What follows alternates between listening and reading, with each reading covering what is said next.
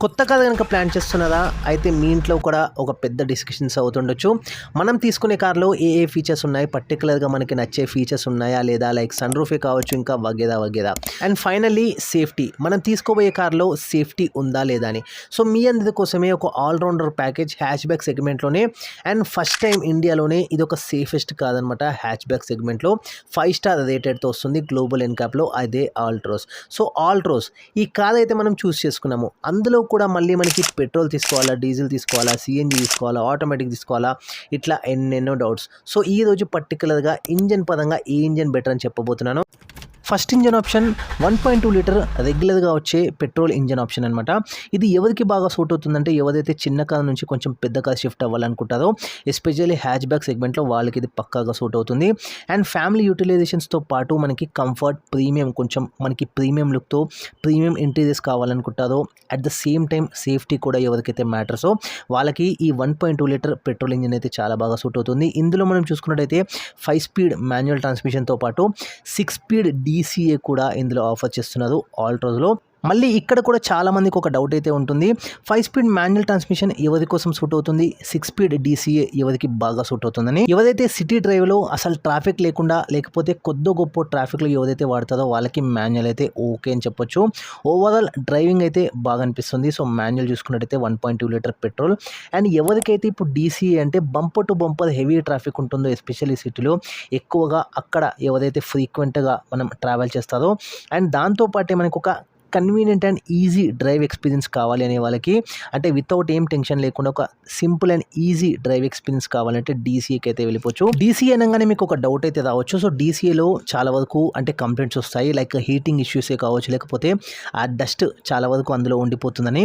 So నిజమే, కాకపోతే పర్టికులర్గా ఆల్ట్రోస్లో ఈ విషయానికి వచ్చినప్పటికీ DCA అనేది ఒక స్పెషల్గా ఇండియన్ మార్కెట్స్ కోసం డిజైన్ అయిన DCA అనమాట. ఇందులో పర్టికులర్గా యూజ్ చేసిన టెక్నాలజీ. సో అందువల్ల మనకి ఇందులో హీటింగ్ ఇష్యూస్ కానీ లేకపోతే డస్ట్ కంప్లైంట్స్ అట్లా ఏమీ ఉండవు అనమాట.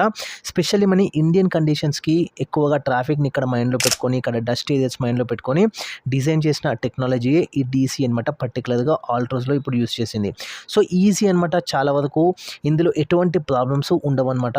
పర్టికులర్గా ఈ DCA ట్రాన్స్మిషన్ వచ్చినప్పటికీ ఇది ఒక అడ్వాన్స్డ్ టెక్నాలజీ, స్పెషల్గా ఇండియన్ కండిషన్స్ కోసం డిజైన్ చేసిందని ఈ ఆల్ట్రోస్లో మనకి చూడొచ్చు. ఇందులో మనకి 87 bhp పవర్తో పాటు 115 న్యూటన్ మీటర్ టార్క్ని అయితే ఈ ఇంజన్ ప్రొడ్యూస్ చేస్తుంది. 1.2 లీటర్ మనకి పెట్రోల్ ఇంజన్ అయితే విత్ 3 సిలిండర్స్ అయితే మనకి ఇందులో ఆఫర్ చేస్తున్నారు. సో ఫేజ్ 2 ఏదైతే BS6 ఫేజ్ 2 ఇంజన్ అయితే మనకి అప్గ్రేడ్ అయ్యి వచ్చిన తర్వాత ఆల్మోస్ట్ దీని యొక్క రిఫైన్మెంట్ పరంగా ఇంప్రూవ్ అయిందని చెప్పొచ్చు. అంతకుముందు మనకి ఓవర్టేక్ చేసేటప్పుడు కొంచెం మనకి గేర్స్ అయితే డౌన్ షిఫ్ట్ చేయాల్సి వస్తుంది.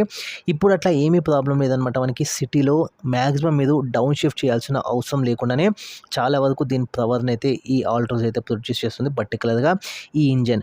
సో హైవేస్ విషయానికి వచ్చినట్టయితే ఓవర్టేక్ చేయడంలో మాత్రమే మనకి జస్ట్ 1 or 2 గేర్స్ మాత్రమే డౌన్ షిఫ్ట్ చేయాల్సి వస్తుంది. అది చాలా వరకు మినిమల్ అని చెప్పొచ్చు. పర్టికులర్గా ఓవరాల్గా మనకి ఈ ఇంజన్ చూసుకున్నట్టయితే రివ్యూ అయితే ఇదనమాట. 1.2 లీటర్ పెట్రోల్ ఇంజన్. ఇప్పుడు మైలేజ్ విషయానికి వద్దాము.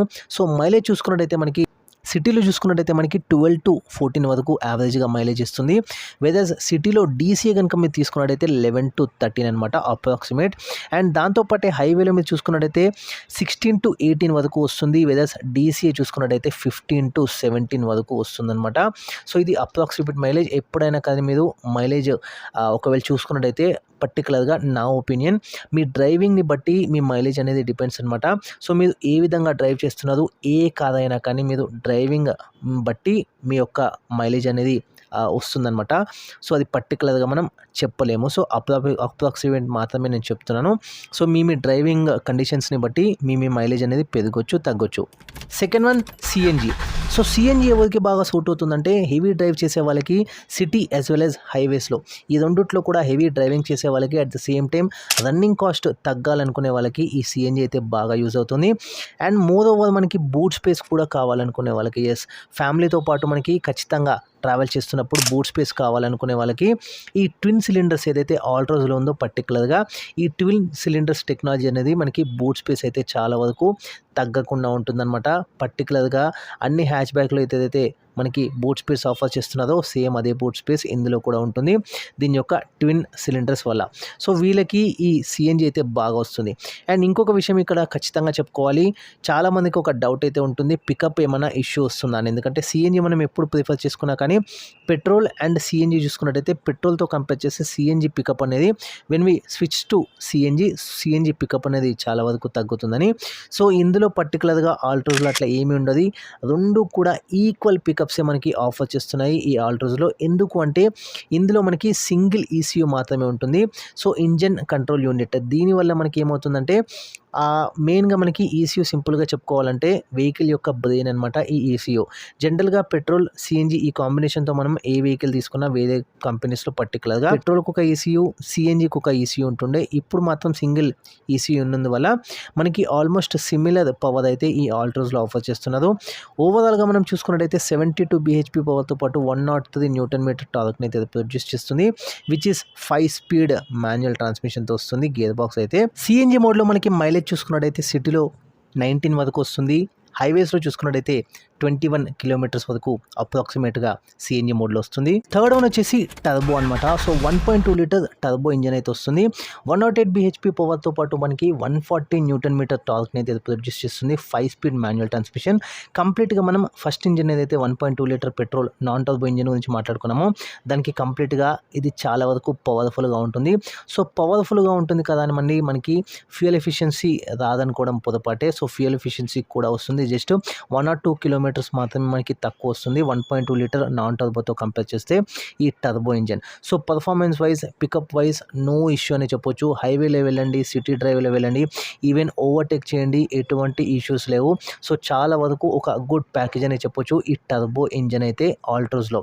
అండ్ ఇన్సులేషన్ కూడా చాలా బాగున్నందువల్ల మనకి హై స్పీడ్స్ వెళ్ళినప్పటికీ మనకి ఇంటర్నల్గా నాయిస్ అయితే చాలా వరకు తక్కువ వస్తుందని చెప్పొచ్చు. సో బెటర్ ఇన్సులేషన్ ఈ ఆల్ట్రోస్లో ప్రొవైడ్ చేస్తున్న వల్ల. సో ఐ టర్బో ఓవరాల్ ఒక పవర్ఫుల్ ప్యాకేజ్ అనే చెప్పొచ్చు. అండ్ ఇందులో కూడా మనకి ఎఫిషియన్సీ పరంగా మనకి ఆల్రెడీ డ్రైవింగ్ మోడ్స్ అయితే అవైలబుల్గా ఉన్నాయి. సో ఎకానమీ మోడ్ కావచ్చు, స్పోర్ట్ మోడ్ కావచ్చు, మనకి ఎకానమీలో యూస్ చేసినట్టయితే చాలా వరకు ఫ్యూయల్ ఎఫిషియన్సీ వస్తుందని చెప్పొచ్చు. సో ఇది ఐ టర్బో గురించి. ఇప్పుడు ఫోర్త్ దానికి వెళ్ళిపోదాము, డీజిల్ ఇంజన్. ఈ పర్టికులర్ సెగ్మెంట్లోనే అంటే హ్యాచ్ బ్యాక్ సెగ్మెంట్లోనే మనకి Altroz is the only car which gets diesel అనమాట. సో పర్టికులర్గా ఆల్ట్రోస్ మాత్రమే మనకి ఈ డీజిల్ ఇంజన్ అయితే ప్రొవైడ్ చేస్తుంది. సో మల్టిపుల్ ఆప్షన్స్ అని చెప్పొచ్చు మనకి ట్రాన్స్మిషన్స్లోనే కావచ్చు. సో ఇంజన్ చూస్ చేసుకునే ఆప్షన్స్లో కూడా మనకి Altroz is the best option అని చెప్పొచ్చు. సో డీజిల్ చూసుకున్నట్టయితే 1.5 లీటర్ డీజిల్ ఇంజన్ అయితే ఇందులో ఆఫర్ చేస్తున్నారు విత్ 4 సిలిండర్స్ అనమాట. సో రిఫైన్మెంట్ పరంగా కూడా చాలా బాగా వస్తుంది. 87 bhp పవర్తో పాటు 200 Nm టార్క్ని అయితే ప్రొడ్యూస్ చేస్తుంది విత్ 5 స్పీడ్ మాన్యువల్ ట్రాన్స్మిషన్. జనరల్గా క్లచ్ చూసుకున్నట్టయితే డీజిల్ ఇంజన్స్లో చాలా హెవీగా ఉంటుంది. పర్టికులర్గా ఆల్ట్రోస్ మీద చూసుకున్నట్టయితే చాలా లైట్ క్లచ్ అయితే వస్తుంది అనమాట. సో ఇంజన్ కూడా నాయిస్ అనేది చాలా వరకు తక్కువ వస్తుంది. అండ్ మీకు ఓవరాల్గా కంటిన్యూస్గా డ్రైవ్ చేసినప్పటికీ, ఈవెన్ లాంగ్ డ్రైవ్ చూసుకున్నా, ఈవెన్ ఒక డే కంటిన్యూస్గా మీరు డ్రైవ్ చేసినప్పటికీ పర్టికులర్గా ఆల్ట్రోస్ డీజిల్ అస్సలు మీకు టైర్డ్ అయితే అనిపించదు. సో ఇది 4 మనకి ఆప్షన్స్ అనమాట అవైలబుల్గా ఉన్నది. ఒక క్లియర్ కట్ అనాలిసిస్ రివ్యూ అయితే మీకు ఇచ్చి ఉన్నాను. సో మీ ఇష్టం ఏది చూస్ చేసుకోవాలని. వీడియో కనుక నచ్చినట్టయితే లైక్ చేయండి, షేర్ చేయండి, కమెంట్ చేయండి. Thanks for watching this video.